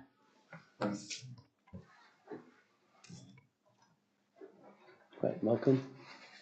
Yeah, just totally different aspect, and you may not be the person to answer the question, so maybe we'll get the answer later on in the meeting. You mentioned Lewisham twice. One is the increase in income that, whatever reason, we weren't expecting, and the other one is the extension of the scheme by 3 months. And I'd just like to know a little bit more about that. So I thought I'd ask you at this stage. You don't need to answer, but it comes up in about possibly two further items of the meeting. So notice for somebody who does want will be able to answer. But anything you want to say, that's you can do. In terms of Lewisham and sort of things like the agreements that we have on the Lewisham estate, etc., have gone up in terms of financial value. So it's not just we've always had the income from things like the tenancies, etc. And it's been an issue in the past that actually it costs us more to run it than actually the income we generate. But actually, there's a number of agreements now on that estate which help to generate money. Tom and I will know a little bit more about the detail of those. That's really helped to increase income both last year, but also this year again even more as well. So it's really helping that we're maximising some of the income we can generate from the estate. So that's the reason for the 35k of extra income in the forecast.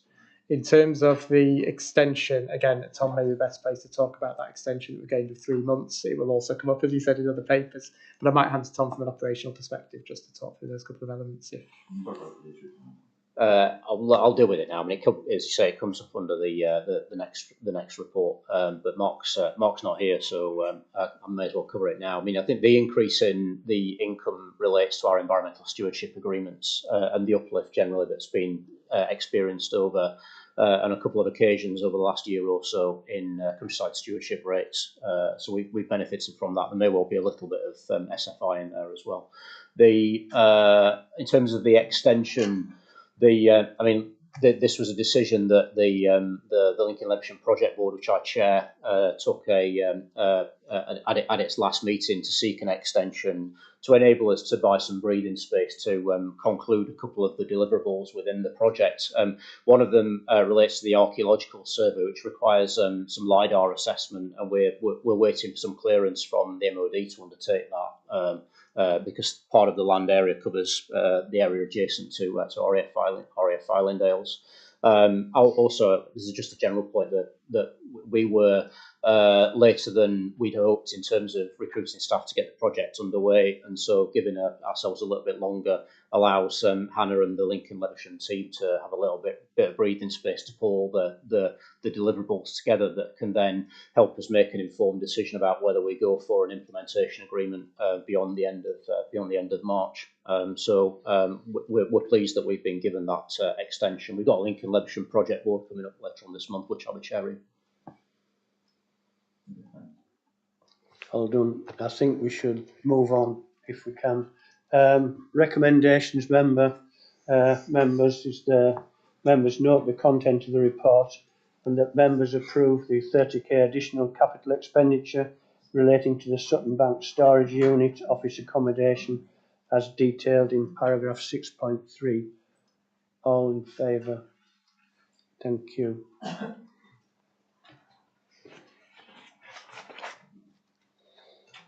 If we move on to item 11, we have Ellen to give us an update on external funding and project progress.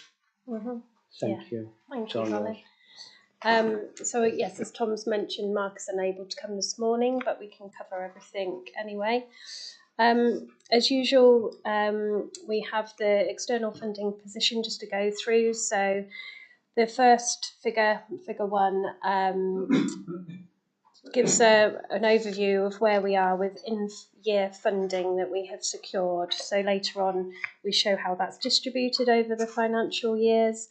But as you can see, the focus has mainly shifted towards developing partnership bids with other organisations in a more of a strategic approach. So I come on to that later anyway. Since the last FRASC, the funding applications which have been submitted have mainly been on the sort of conservation side of things. So NYMNPA have put out another call for funding proposals which have an innovative sort of side to them. So we've had a look through our pipeline of projects and reevaluated how they can become a bit more innovative. So and some new projects as well that we can put forward to possible sponsors such as Estée Lauder and Santander again. So NYMNPA would take those forward for assessment and hopefully some potential sponsorship. And then we have looked at the combined authorities funding programmes, and we've submitted 3 proposals to them, all about the Bransdale project, the Raisdale project and the Shallow Peat, which was unable to be funded through previous funding rounds. That's the ones that have been since the last FRASC. And then the nice news on 2.3 is the recently funded applications that we submitted. So we've had a small amount of money from the Water Improvement Fund for S-catchment work. We've had some new funding from University of Leeds to do some more evaluation work around the Reconnect project in the River Esk. So looking at how we empower local people to become more nature connected and empowered to help with the climate action. And then the really good news was that we were awarded the funding from Wolfson Foundation for the observatory at Danby Lodge. which we're very excited about. So we were not sure how much Wolfson were going to actually give to us, if they were at all. We just put in a proposal for the whole project, hoping that they would support some of it, but they've said they would support all of the requests for the funding that would be supported by match funding as well. So we're really pleased with that. And then we have some funding through the Great Yorkshire Rivers, which is a partnership of all of the river projects around Yorkshire, who have some funding through EA to give out. So we submitted a proposal to them. We thought we would get around 50,000, but they've actually we've secured 100,000 for that, which is great. And then the legacies. So we've, as I said, the last report in February, we keep putting this back in now. So just to give you an update on where we are with legacies. So we have about 67,000 left to allocate. We've put some of the legacy towards the observatory project because it's a nice story for that donor. So that's just small amounts left of the legacy to allocate, which we will do when we meet as heads of. We sort of look at which projects would be most suitable, and it's a good way of using match funding as well. And then the unsuccessful ones are Yorkshire Water. So we put in, it was a highly competitive funding programme, as they all are, but they've said that they probably would like to look at different avenues for the funding for that rather than their biodiversity enhancement programme, because there's different ways of supporting us. So I think they wanted to allocate funding to those that didn't have opportunities like that. And you would have heard many times about the More Connected bid, but I come on to that a bit later on. And then we put in a big application with all the other national parks to the Prudence Trust, but unfortunately that was unsuccessful. But the wildlife trusts were successful, so hopefully some really nice work will happen as a result of that, but without our involvement.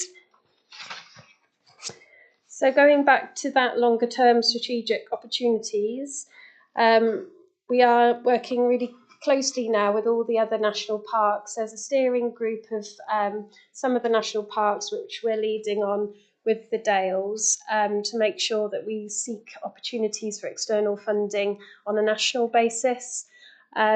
So we have actually now secured some funding through NPP for a project officer to help us work on that steering group so that we're not absorbing all of our in-kind time. So that's really good news going forward, to get somebody to work with the steering group on that as a paid role. But what we're looking at is the Be More Connected project. So with the rejection of the Heritage Fund for the up to £10 million project, we're now re-looking at that. So the main issue that the Heritage Fund looked at was the vision statement needed a little bit more clarity about how all of the project elements within the wider programme sort of work together into that wider programme vision. So we're looking at refocusing that and putting some targets together as well. They wanted to get a better idea of the scale of the project, so how many kilometres, what specific species, a bit more detail, which we were actually hoping to develop in the development phase, but they wanted it prior to that. So we're looking at putting in an application later this year for some development work to get some really specific details back to Heritage about what we were hoping to achieve. Then we're looking at a lot of work has been put into an application to the UK fund, which is the National Lottery Community Fund programme. They fund projects up to 5 million. We'll probably look at around 3 million range for this project, which is with all of the 15 national parks to empower young people to have a bigger voice in the direction of the national parks management plans and any sort of strategic policy that they can get involved in. So it will be about building up their confidence as a young ranger, and then building up some knowledge and understanding and commitment to national parks to then become a Youth Voice member and also join into a National Youth Voice organisation as well. So we're currently working on that at the moment to submit later in the year, probably in October. And simultaneously, we're looking at a Generation Green 3 application. So that's being led by the Youth Hostel Association, as previous Generation Green applications were. So we're getting really involved in that, with making sure that young people are involved in nature conservation and nature connection activities. And that's a big partnership of lots of external organisations. They're just on the edge of submitting that expression of interest to the Heritage Fund. So we will hopefully hear in a few weeks whether that will be taken forward to full application. And I've talked about the innovation projects with NPP. And then I haven't mentioned recently in previous FRASC reports about the trust. So it was just to give a brief update on where we are with that. So it's going from strength to strength, our connection with the trust. So working alongside them. As you know, I work 1 day a week for the trust. So there's a lot of collaboration between the two organisations. So we've had some really nice projects, which I've just pointed out there. Working in the arts space, and also with the Reconnect project as well, bringing in further funding for that project to add match funding. And we've just submitted an application together to Land Rover for 100,000. So we should hear in September. Well, it's September now, isn't it? So we should hear this month whether we have that funding. But that's a worldwide application opportunity. So the chances are slim, but we shall see what happens. And just moving on to figure 2, you can see that we're making progress towards the funding target for next financial year, and we've hit the target, as you can see, for this financial year. So things are looking well, and the pipeline is really strong, as you can see from the orange band in for next financial year. So we've put a likelihood score next to those submissions that we've made. So not all of the submissions, we don't assume we're going to get it all. It's just a likelihood score is put against them. And then I was just going to give a quick update on the sort of funding future, where we're at, just a verbal update. I haven't put in the report because everything changes so quickly, doesn't it? So I want to just give you a quick overview of the landscape going forward for funding. I think over the last few years in the business plan years, we've connected with and secured funding from a few new national sort of larger funders, which haven't been in touch with the National Park before. So such as the National Lottery Community Fund, and now the Wolfson Foundation with the Observatory. So we intend to maintain and grow those relationships now that we've got a foot in the door, which is good. So following those successes, we want to explore relationships with more new funders, such as BIFA. So we're just working up some projects for their multi-million-pound funding programme for the north of the park, for biodiversity projects. We're also interested in the Sports Council because we want to increase people's level of activity in the national park, so linking in with the health and wellbeing strategy for that funder. Also, Esme Fairburn, we haven't been to them before, so we'd like to go back, keep conversations up with them for large conservation projects. And there's lots of potential with active travel funding now as well. We've got some really good sort of understanding of the pipeline of projects for active travel initiatives for improving access.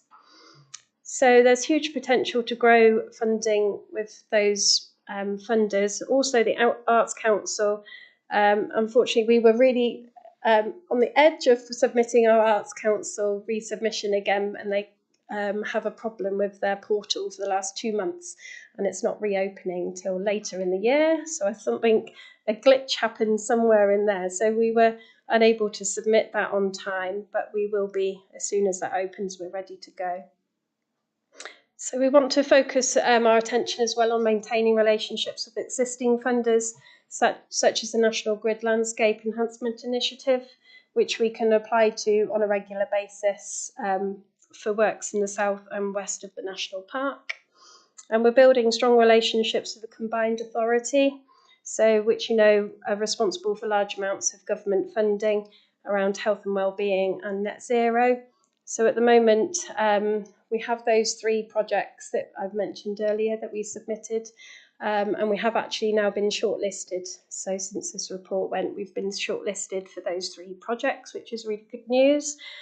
So they just want to do some due diligence around those and a few more questions just to check a few things, and that totals about 240,000. So we'll keep an eye on the Mayor's priorities and make sure that we've got a pipeline of projects ready and fit to meet his objectives. And then there are regular funds such as the Species Recovery Fund, water restoration funding, and of course Yorkshire Water. So although they do remain competitive, we're going to be ready with a strong pipeline of projects, and we have a good relationship with those funders. Got a good evidence of track record with them to increase our success rate.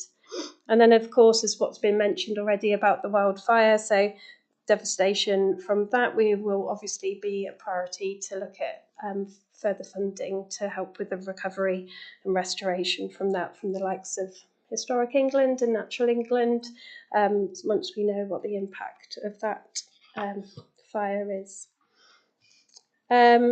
And then just to cover what Mark would have covered, we've got an overview on 2.10 of how we're getting on with achieving the management plan outcomes with external funding. So naturally a lot goes towards health and wellbeing because that's a big focus for funders, and biodiversity and climate change. And then moving on, we give you a summary of how we're using external funding to contribute to core. So there's only some select funders that will enable us to put some funding towards things like corporate services such as HR and finance delivery. So it's increasing because we're becoming much more aware that that's needed now. And then with Mark's project delivery, we've already discussed linking Levisham. Apart from that, everything else is rated green. I think that covers everything. If you have any questions. Thank you, Ellen. Okay. Yes, very good overall, you know, the amount of work you're putting in to help parks going forward. Any questions?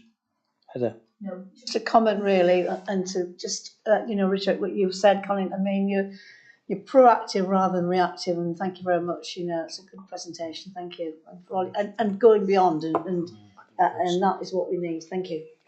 So do I. Well then, you just brought it. Right, Patrick, come on. I'd just like to second that. It's a fantastic report, and congratulations to you and the officers.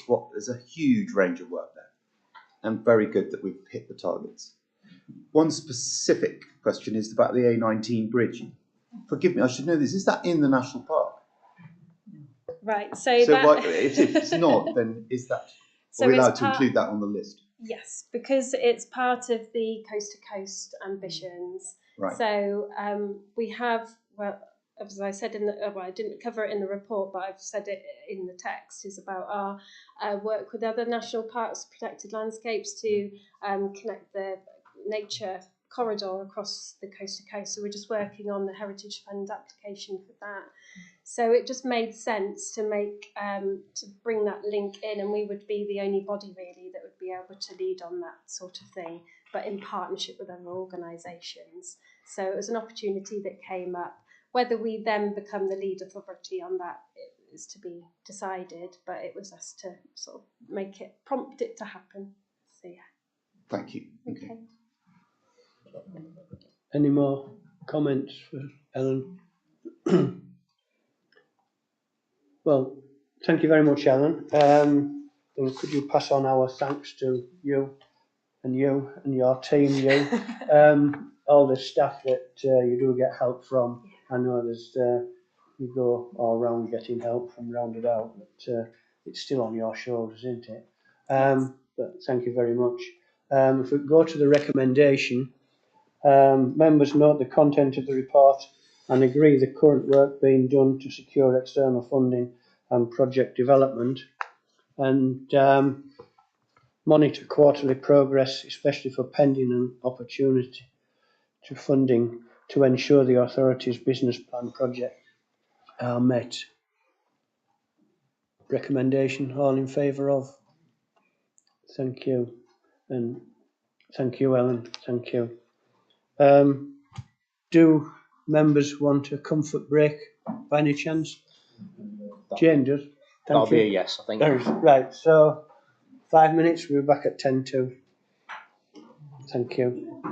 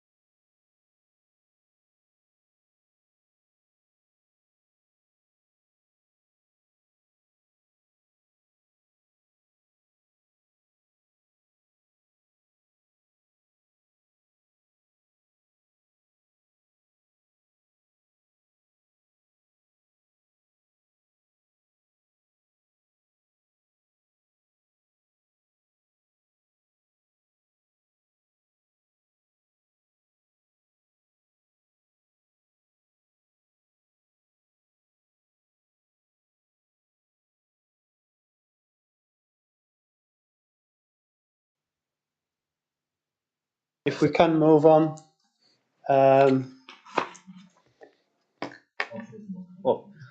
They're all right, they've got here. Quarterly performance, item 12, the quarterly performance scorecard. The floor is yours, my dear. Thank you, Chair. The quarterly performance scorecard is in the appendix of this report. The purpose of the scorecard is to provide office members with an ongoing assessment of the authority's performance, measured through some select key performance indicators. So there have been a few more tweaks to the scorecard. We've added a new indicator, which is the number of subscribers to the authority's newsletter to help us judge our profile and reputation. The staff short-term absence indicator used to be calculated as the number of days.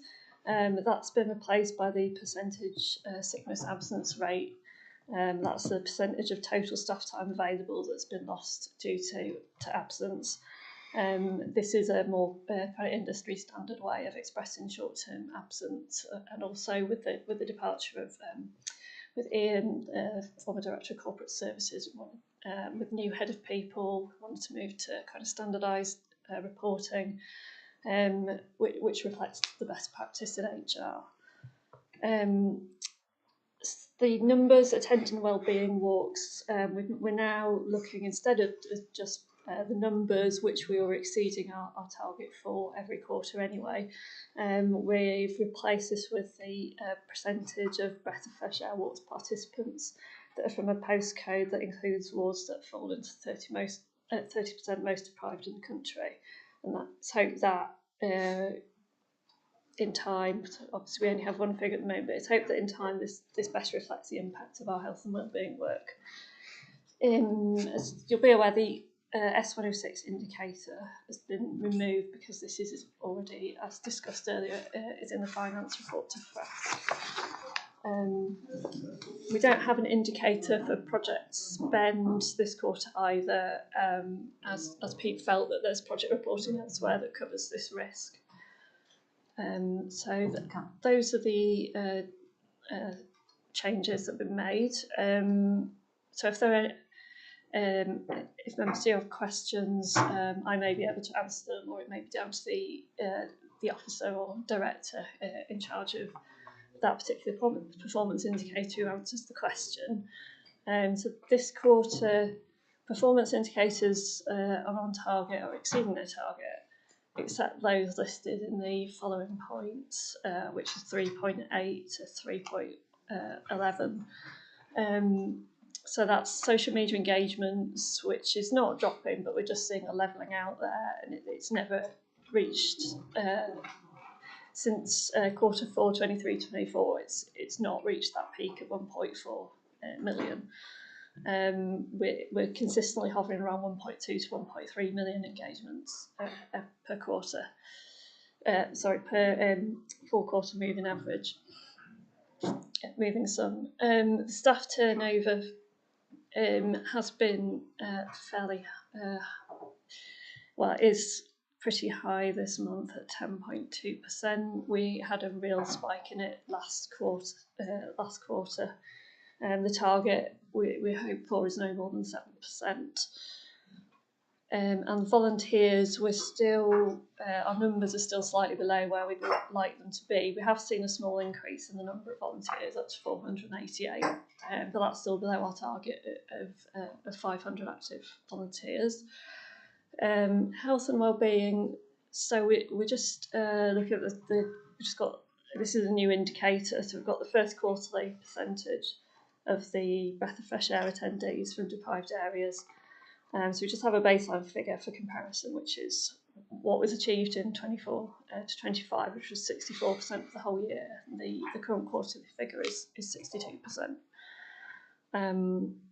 So as members, I think, should be aware by now, because we've had this in place since the last quarter, most of our key performance indicators are expressed as a 4-quarter moving average or sum to help us better identify long-term trends and to smooth out any kind of minor bumps and peaks and troughs. though that there are some indicators that just have specific targets, so exempt from that. But members are, of course, welcome to comment on the results for the individual quarters as well as the long-term trends. So I don't have anything further to add on the scorecard. So yeah, happy to take any questions, or I may have to refer those questions to the relevant officer. Thank you. Right, thank you, Kate. Have we any questions for Kate? Is there... Oh, go on, Patrick. Sorry, Go on. Oh, it's okay. Give me. Thank you so much. Report as ever. The video views and impressions, taken as a whole, seem to really be growing a lot. Do we know if that's had any impact on the number of people who've actually visited the park? No, we don't know. It would be nice to maybe look into that. I just don't know whether. So should we be impressed that some millions and millions of people looking at these things? Does that have any effect? I mean, it might do. I wouldn't describe it as being a linear relationship, because the reason for which we undertake communications activity, including video views, is partly about promoting the work that we do, not just the national parks. There's a little bit of both in there. There's a massive lag between the STEAM data, which is the sort of standard method for calculating visitor numbers, and the work that we do. So I think even if we were to draw conclusions, we probably won't be able to do that for a couple of years. Right. So I think I'd be worried about drawing too much, which is kind of why, for the purposes of the scorecard, which is kind of simple, repeatable indicators, we're looking here at an output indicator rather than an outcome indicator. But yes, of course, I'd absolutely like to think that the more engagement we see with the National Park Authority and its work, that the more visitors that we get in the National Park, spending money and enjoying the special qualities that we have to offer. Exactly. Okay, thank you. Thanks, Patrick. Go on, Jane. It was just Jane, on that. Jim. Oh, sorry. I saw Jane first. Sorry, Jim. Carry on. Sorry. On that subject, really, about sort of wider public impressions and engagement, and it's important that we do that here, but also our comms people are part of a UK-wide effort to raise awareness of national parks and our work, and that's fundamental. It's fundamental in galvanising decision makers and funders that national parks are worth investing in. And the reason for that will be because the general public want them to do that. And so I can't emphasise enough the importance of doing that. I often feel sort of on the circuit for a long time that we can end up talking to our own people. You know, we can actually get a sort of little short circuit of people who kind of in that loop. And we completely miss the people in Wolverhampton or Birmingham or whatever. And so for the last year, partly to scare my National Parks England colleagues, and partly for my own interest, on public transport away from home, I've been making a point of accosting complete strangers and saying to them who I am, and then asking them sort of on a scale of 1 to 10 what they think they know about national parks. And it's really interesting. I haven't got a scientific analysis of this, but a definite pattern has emerged. You know, the first thing people feel is they feel a bit embarrassed and a bit ashamed that they don't know more, and so they always say, they don't say, oh, I don't know anything. They say, I really should know more. That's the first reaction that they have. And what I realise is that leads me to think that they still have the imprint in the back of their mind that national parks is a force for the good, that that's something that they should care about. But they have absolutely nothing. They have no information to go by to back that up. You know, they can't say, oh, those are the places where it's great for wildlife, or those are the places that tackle climate change, or those are the places that help your health and well-being. There's a complete void out there, and these are really simple, basic messages that we're not getting out, and I just kind of leave it at that. But really, you know, we're talking to ourselves. that we need to be talking to the people who know nothing at all about us somehow. Jane, please. Actually, a lot of what I was going to say was said there, because I was looking at the fact that some of our engagements have plateaued out, which means we are talking to a group that go lovely, lovely, lovely, press, press, press. We now need to go to the lot that aren't pressing us and not going lovely, and getting it and delving deeper into how we engage with those people, which I think is really sort of backing up really what Jim's been saying. Is it's how do we get those to the next stage of 3 million? Because actually 1.5 million engagement, needs to go to 3 million if we are going to get people to really understand the national parks and want to be there. So I think what it was saying is it's fantastic where we are, but I think from my own knowledge of marketing, once you've got a little group, that's your little brand. Well, we're not a little brand, we're an all-inclusive brand. We're not just saying we're targeting somebody between 5 and 10, say, who wants to eat sweets. We are targeting the whole nation. And so we need to go within that. We, at the moment, it looks like we've managed to target, say, the 35 to 45-year-olds. That's brilliant. We've got them engaged. How do we target the city people? How do we target older people? How do we target different people? And I think that's where we need to really engage our comms to get the nation to understand what we are and to get the nation behind us. Yeah, I'm looking. It's a good conversation, probably worthy of a separate discussion at some point, as we periodically do about comms and marketing. This is just about our work in the North York Moors National Park Authority with our relatively small communications team. I'm really proud actually of what we achieved. There are some changing dynamics in the way that people are engaging with social media. Twitter is gone. Fewer and fewer people are using X as a vehicle. Instagram works in its own particular way, as does TikTok, which we joined last year. But video views the way in which people are increasingly engaging, and so that's why we've put much more emphasis on that in terms of our tactics, and probably done a little bit less on looking for sort of clicks and shares. That said, I think we're maintaining some stability. As Jim points out, there is a bigger debate about how we collectively, as a family of national parks, curate our brand. And if I'm being honest, we've systemically underinvested in that as a family for a number of years. I think we're very prepared to make our contribution because, like Jim, I see this as fundamental to ensuring that we've got long-term affinity with our customers around the future of national parks.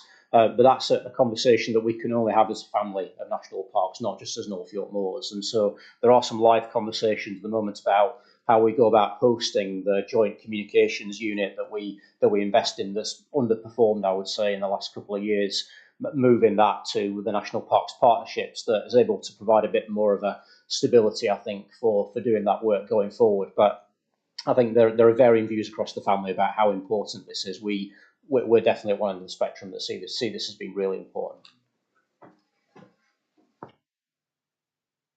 No. Any more comments for Kate? Malcolm, last minute.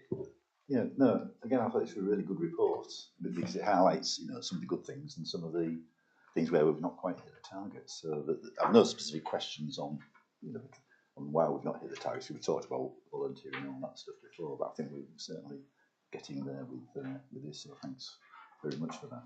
I think just in terms of communities, the only thing I'd add is there is a local community to think about as well. And just as Jim's been talking to your person he meets in the street or wherever it was, all of us who are residents hear comments from our neighbours or whatever that are often quite interesting and sometimes extremely ill-informed. And I think that may be something that we need to think. You're always going to get that, but there's always scope for improvement there about how we do get the messages across to the local people.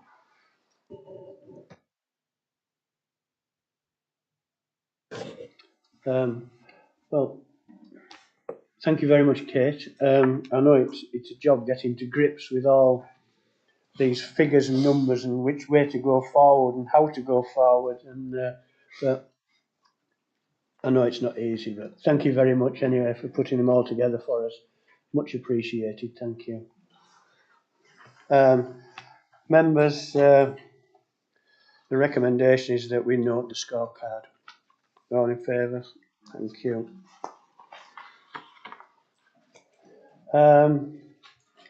Information technology. Simon's here. Oh, Simon, hold on.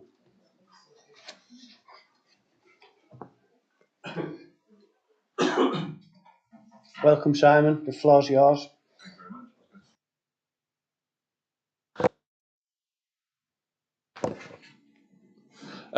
Yeah, so obviously the paper is there. I'll quickly whiz through, and then obviously any questions off the back of it. So yeah, IT strategy has been written by myself. Pete's had a look through it, and then hopefully we'll to bring that to SLT this month and approve it at SLT, just to bring an IT strategy that brings it in line with the business plan. IT security and continuous improvements. We had the Veritas audit around cybersecurity this year, which we thought was important to look at that. We've come out with substantial assurances, which is really good. And the few moderate findings that were brought out of it, we've sort of addressed and moving forward with that. We've also continued sort of to maintain our sort of high security standards through the Microsoft 365 security platform, and we've seen it in our sort of user training and awareness program that we've run, that we're seeing a drop in people failing the phishing emails that we send out, and an increase in people actually reporting them as phishing things, which is the right direction in both of those, which is great. Our SharePoint migration of files has gone really well, and all live data now is in SharePoint. And we still have a bit of sort of old archive data that's still sitting in traditional file shares that we're looking to move over the next couple of months, just to get that sorted out of the way.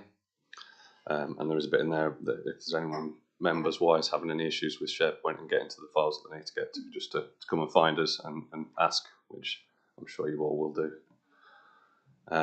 Then on to sort of the more, I'll say more exciting stuff, but the bits of work that we've been doing. So the new rights of way management system that we've been building jointly with the Lake District went live in May. So that's been running probably 3 or 4 months now, and has been taken on board really well with the range team, getting to grips with it. They've come up with a few little tweaks and suggestions, which we've sort of mapped out, and we'll start working through those. And some future improvements which I've put in there, potential around having online maps that shows members of the public, if they've reported an issue, that they can actually go and find that issue on the map and look at the progress of it, so we can hopefully get away from lots and lots of phone calls in about the same issue, and people can go and sort of almost self-serve a little bit and get that information. Historic Environment Record System, again, it's another one of the systems that we've been working with the Lake District. Was sort of due to go live after the Romans, so it's just going through the last bit of extensive testing with that, and should hopefully go live in the next month or two, which is again another good piece of work, which will bring that system up to date and make it browser based. Finance system, that's so yeah. I don't know if Pete's mentioned it already this morning, but it was due to go live on the 31st of July, and it did. It's gone quite well, reasonably well, in terms of the training and the amount of work and effort that the finance team and myself have put in. I've put a little infographic in there of all the various stats and things that we've done over the course of the last sort of 6-7 months whilst we've been implementing that. We've now been live for about a month, and we've just had our first month-end close this morning, which is all gone as smoothly, and we're paying suppliers, and we're invoicing customers. So from a finance point of system, that's probably the two main things that we need to make sure we're doing. And obviously, as we move forward with that, the reporting and stuff that we'll get out of it, hopefully, will be good. Just in case changing finance systems wasn't enough fun, we're now moving into a change in the planning system. So Assure M3 is the planning system we currently use, and it's been in place since 2003. I was reliably informed by Sandra and my team, which what's that, 22 years we've had this system in place. It's continuously changed and updated, but we feel like in the last sort of 4 or 5 years it's stagnated somewhat, and the plan to try and get it to where it should be hasn't really happened. So we took the view that we're not confident enough that it would ever get to that place where we think it should be, to look at alternative systems. And we agreed about a month and a half ago that we would move to StatMap's Horizon planning system, with a plan to be migrated and live by March next year. So that's 6 months or so, 6-7 months time, which will be good. So it's going to put a lot of time and effort in on my part as well, and Sandra, my GIS officer's time as well, and also on the planning team. Specifically, Wendy probably will be picking up a lot of the work on that. So it'll be good, and the new system looks from an internal application system really good, and from a public point of view, the public portal looks really slick and good and quick, so which is not what we generally talk about in the current one. And yeah, so again, financial stuff and implications. It's just to be aware that obviously my time has been significantly impacted with the finance upgrade, and now we're moving on to this planning system change. It will be impacted again, but also my GIS officer, who's been critical in the role with the Roman system and the HER system, is now moving into the planning system. So we'll be busy but manageable, I think. And that's pretty much the update. So I guess any questions? Thank you very much, Simon. Questions? Go on, John. Geez, Simon, just wondered why the Lake District, were they the nearest national park that were compatible? So the existing Romans and HER system that we had was a joint development back 15, 20 odd years ago when it was first implemented, and so we both national parks had a very similar data set in terms of what data we captured. They have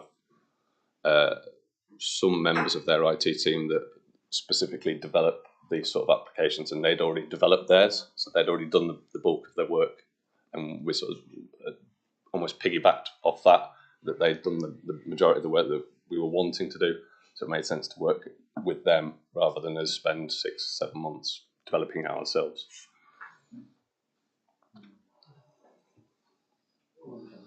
Yeah, just a comment. Well, good luck with it, because North Yorkshire's going on to one planning system, and I'm sure it'll be more problematic than what you deal with. But it is a big role, and I'm pleased that you're working together with Yorkshire Tales to do it. So, hope ours in North Yorkshire Council goes as smoothly, don't you? Thank you. It will. Jim? Just to echo that, I just think actually, that Simon Besson, without embarrassing, rather undersells the importance of his work, and that there isn't a single part of the authority that could survive without Simon's IT team supporting it. So I look forward to seeing it in action. But well done, and good to see it reported here. Malcolm. Yeah, just to follow that up, just thanks for all the advice from all of us. Simon, it's a wonderful person to have in that room. The other point is, I mean, the historic buildings and this sort of stuff. It's really good to see the updates of these things. As I said, we've had quite a lot of oldish sort of systems now that definitely needed a bit of an update. Certainly, the use of that one has been a bit clunky.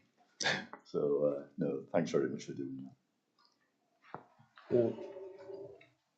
Thank you, Simon. There was just one question. How many members can actually get in to the depths of the national park, rather than just through a link to go to the agendas of the meetings? Do you know or not?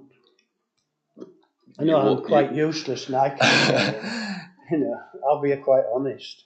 You all have access. I don't check to see who's looking at specific files at specific times. So you should all be able to get in. If you can't, or you're struggling to, then let us know. We can sort you out. Go on, George. Just to confirm, I have been able to get to access to the SharePoint and all the files and the folders there without any issues. Right. And also, can I say, well done on the, I think, new initiative when you report spam or junk or something, then now you get an email back saying well done. congratulations Yeah, and well done. yeah. So yeah, that's I did spot that you actually passed one the other day. It was spotted mine, wasn't there? But yes, any more comments? No, well, I am in awe of the work you put in, to be quite honest, you know. Yeah, my brother and brother-in-law play with computers, and they just say it's a waste of time trying to tell you, you know. So, you know, that's my level. But thank you very much anyway for giving us the update. Recommendation members, that members note the work being carried out and ask any questions they wish to do so. Okay, all happy. We express our appreciation. Thank you, Simon. If we can move on to item 14, health and safety update. Thanks, Pete. Thanks, everybody. So the report's there. To be taken as read to some extent, we've covered a little bit around sickness absence already. As per usual in this report, I reported the number of accidents, etc. in here and just pulled out those that I think just warrant sort of highlighting the report, those with a little bit more major status. I think it's quite good that we do report even the most minor of accidents, so even things like wasp stings and things like that do get reported. It just shows a lot of sort of transparency in putting those reports in. But there's 4 there that I have pulled out just for particular mention. One around trampers and a tramper that went off track. There's a lot of sort of review of that, and actually there's nothing really in any of the aspects of the training or indeed where it was actually just user error. But it did highlight just tightening up a few of the things around training, just re-emphasis on a couple of the points around where the user error occurred. So those things are already part of the training whenever anybody takes a tramper out, but we've just kind of re-emphasised those points. And a little bit of work around just where trampers and scooters can go, and just being really definitive about where they can go as well, because one went down in a direction where it got too narrow for the vehicle. So just a little bit more re-emphasis. It's actually just a bit more tightening of things as much as anything else. We did have one accident involving a vehicle of ours. So one of our crew cabs had an accident entirely coincidentally with somebody coming the other way who was also an authority member in their own vehicle. So it involved sort of 2 authority, one group of volunteers and 1 authority member of staff. Both cars were written off, albeit the damage wasn't so extensive, it just affected suspension and things of that sort to write it off. It wasn't that high speed an incident. But it has meant that we are just doing a little bit of work around just tightening up around use of vehicles, use of authority vehicles and care of them. And as it indicates in here, there's nothing from this incident to emphasise that that's an issue. It was on a very narrow lane on a bend. But it just, again, it's one of those things for me that I just want to be really clear around use of authority vehicles and things like that, and just tighten up on some of those things and some of those policies. So that's just something I'll be looking at there. And I think it does have insurance impacts and things like that for us as well. We've had insurance go up quite substantially in the last 2 or 3 years following a couple of accidents. This is another one, so our insurance won't be going down anytime soon. So there are implications as well from these things. But the main thing is everybody was all right, the people were okay. It was just metal and vehicles that got damaged. And of course, that's always going to be the main thing in any of these instances. We have had 1 RIDDOR. So we had a volunteer who caught her foot on a bramble runner and fell, breaking a wrist on site. So she went straight to hospital from site, and that triggers a RIDDOR reporting. So we have put that one in. Again, that was we've done a lot of checks following that around the location, the nature of the task that was being undertaken. There was nothing particularly unusual about either location or the task. It was just one of those things that can happen, I suppose, if you trip. So we have done work around that to make sure there's nothing we can learn from it as such. but it is just one of those instances. And then finally, just the bridge that goes into Crow Wood is due for replacement, and one of the boards there did give way. We've now done repairs, and that's due for replacement in the year. I think that one handily does run on to the fact that I did with Chris and Lucy at the different sites at Sutton Bank and Danby, did a walk around in June, July, both sites. So looking at absolutely everything on site. And we're going to look at conducting those quarterly now, because a lot of our instances naturally will fall in those two sites for us, where we need to pay a lot of attention. And it's just keeping on top of those things that are starting to sort of go and just getting on top of them before they actually do go, I think, as much as anything else. It's just looking at conditions, the right levels of checks. Both sites there were very good things with a few minor things to pick up on. There was certainly nothing major when we went round. But we are seeing things like the pump track, and we're seeing a few people come off on there, as you might expect. So again, it's just those checks to make sure that there's no condition issues. We're on top of all of those things, and signage as well. So no major issues in terms of anything for us to do off the back of it. Lots of things for us to make sure that we focus on, though, and make sure we keep on top of and get that culture of replacing before things actually break down. You'll remember we had a bench that collapsed as well in a previous quarter. So it's just that focus on regular checks. If it looks like it's got any damage or going, get it replaced. So it's just working towards that. There's an update to the report on the various action plan. There'll be a little bit more with Claire, head of people, and myself just starting on the 1st of April, plus a finance system going live. There'll be a bit more focus on that through the autumn in terms of some of those developments, but there is updates there against those. And I think that's it in terms of highlighting the elements of the report. So happy to take any questions. Thank you, Pete. Jane?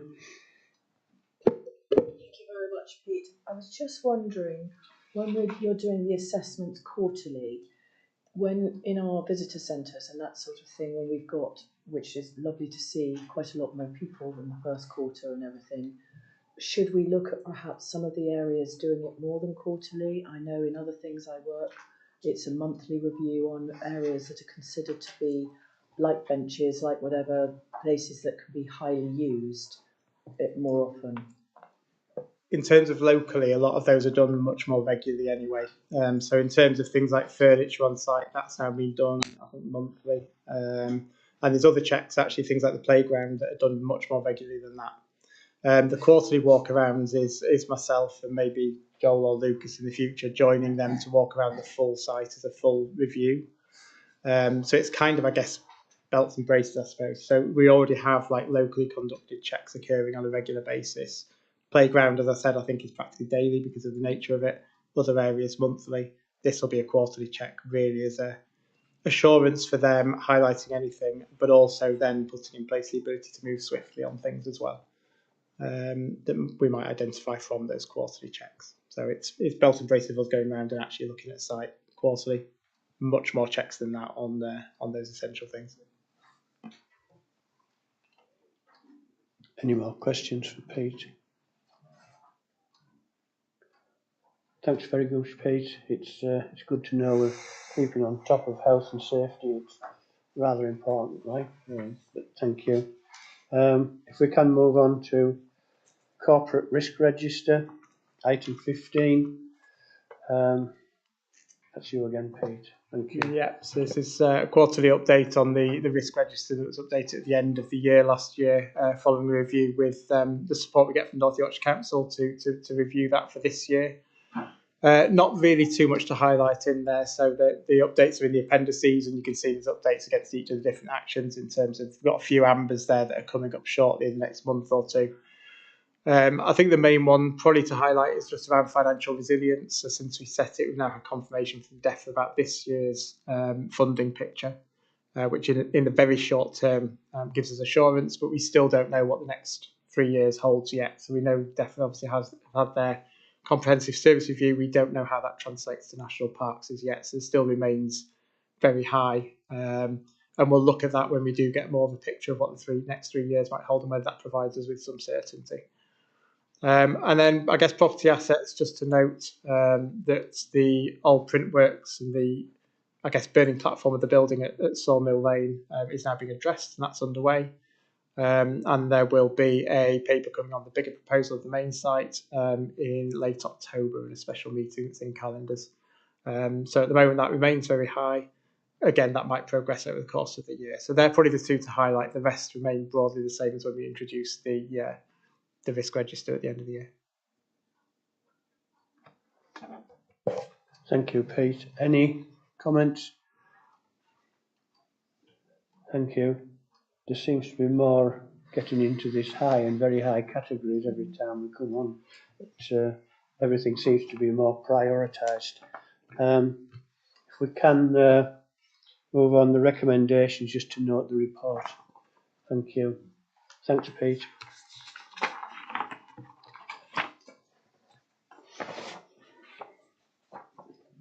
It's any other business that I think is relevant. We move on. 17 is the exclusion of public from the meeting during the consideration of items 18-19 on the grounds that involves the likely disclosure of exempt information as defined in paragraphs 1 and 2 of part 1 of Schedule 12A of the Local Government Act 1972. Do we switch? Yeah, just need to move the recommendation to. I'll move that if that's okay, gentlemen. Thank you, ladies, gentlemen. Sorry, I'll get shot. And Jane and Christine. Yeah. Are we offline